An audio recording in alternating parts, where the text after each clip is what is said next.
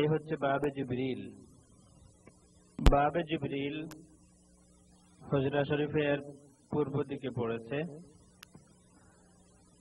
বাবে জিবরিলের নাম বাবে জিবরিল নামকরণের কারণ হচ্ছে নবী পাক সাল্লাল্লাহু আলাইহি ওয়াসাল্লাম যখন খন্দক বা আহজাবের যুদ্ধ থেকে ফিরে এসে হাতিয়ার রেখে গোসল সেরেছেন, এমনি সময় জিবরিল আমিন আলাইহিস সালাতু ওয়াস সালাম এসে বললেন, ইয়া রাসূলুল্লাহ, আপনি হাতিয়ার রেখে দিয়েছেন, আমরা ফেরেশতারা এখনো হাতিয়ার রাখি নাই।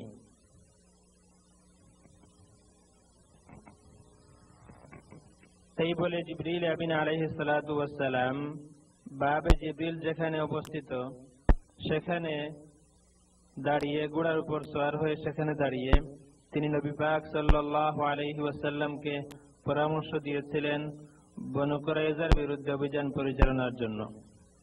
যেহেতু এই স্থানে দাঁড়িয়ে জিবরিল আমিন আলাইহিস সালাতু ওয়াস সালাম নবী পাক সাল্লাল্লাহু আলাইহি ওয়াসাল্লামকে বনু কুরাইজা অভিযানের পরামর্শ দিয়েছিলেন, সেহেতু এই দরজার নাম রাখা হয়েছে বাবে জিবরিল। এই হচ্ছে বাবে জিবরিল। পশ্চিম দিকে পড়েছে বাবে রহমত। বাবে রহমত।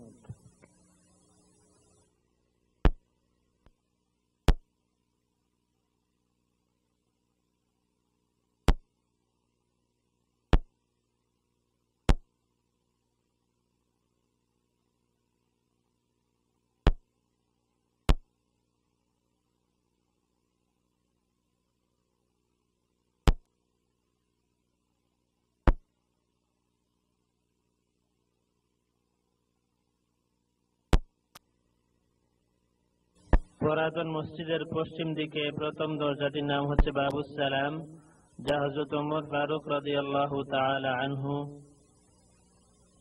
তৈরি করেছিলেন। তারপরে দরজাগুলোর নাম হচ্ছে আবু সিদ্দিক অথবা বাবে আবু বকর সিদ্দিক। তারপরেটাই হচ্ছে বাবুর রহমত, যেটা স্বয়ং নবী পাক সাল্লাল্লাহু আলাইহি ওয়াসাল্লাম খুলেছিলেন। বাবে রহমত, বাবুর রহমত।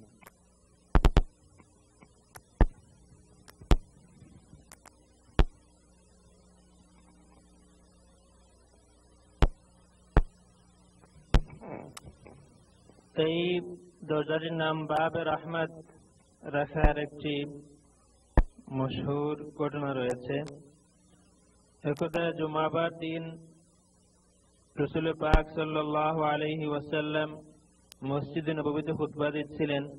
এই দরজা দিয়ে একজন লোক দাখিল হয়ে হুজুর পাক সাল্লাল্লাহু আলাইহি ওয়াসাল্লামের কাছে আরজ করলেন, ইয়া রাসূলুল্লাহ, হালাকাতিল আমওয়ালু ওয়া ইনকাতাতিস সুবুল ফাদউল্লাহ ইউগীসানা। ইয়া রাসূলুল্লাহ, আমরা ধ্বংস হয়ে গেলাম অনাবৃষ্টির কারণে, বৃষ্টির জন্য দোয়া করুন। হুজুর পাক সাল্লাল্লাহু আলাইহি ওয়াসাল্লাম দু হাত তুলে দোয়া করলেন, আল্লাহুম্মা আগিসনা, আল্লাহুম্মা আগিসনা, আল্লাহুম্মা আগিসনা। সাহাবী হযরত আনাস রাদিয়াল্লাহু তাআলা আনহু বলেন, মেঘের কোনো আলামতই ছিল না, কিন্তু তুমুল বৃষ্টি শুরু হলো। পুরা 6 দিন পর্যন্ত আমরা সূর্য দেখি নাই।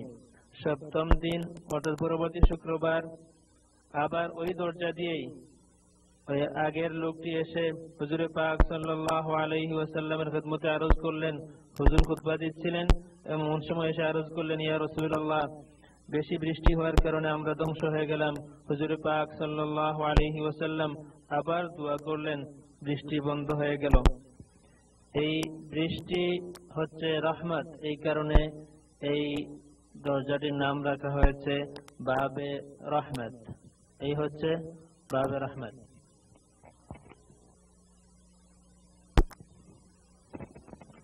বাবে রহমত। হুজরা শরীফের পূর্ব দিকে আসহাবে সুফার স্থান পর্যন্ত এই এলাকাটি হচ্ছে উম্মুল মুমিনিন গণের হুজরা।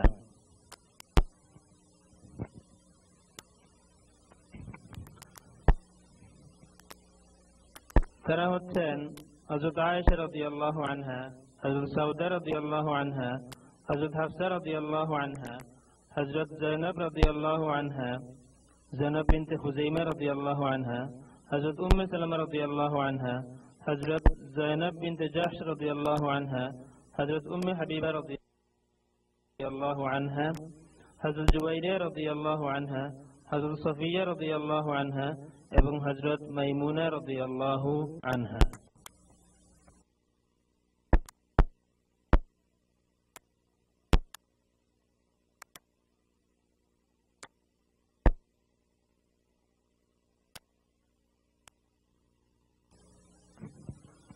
এই হচ্ছে কুব্বাতুল খাদরা বা গম্বুজে খাদরা অথবা সবুজ গম্বুজ। এই গম্বুজে খাদরাটি সর্বপ্রথম নির্মাণ করেন সুলতান মনসুর কালাউন আস-সালেহি ৭ম হিজরি সনের শেষ দিকে। ৮৮৬ হিজরি সনে যখন মসজিদে নববীতে দ্বিতীয়বারের মতো অগ্নিকাণ্ড ঘটে, তখন এই গম্বুজে খাদরাটি ধ্বংস হয়ে যায় এবং পুনর্নির্মাণ করা হয়। প্রয়োজনবশত আবার এই গম্বুজে খাদরাটিকে পুনর্নির্মাণ করা হয় ১২৩৩ হিজরি সনে সুলতান মাহমুদ খান আল ওসমানী এর নির্দেশে।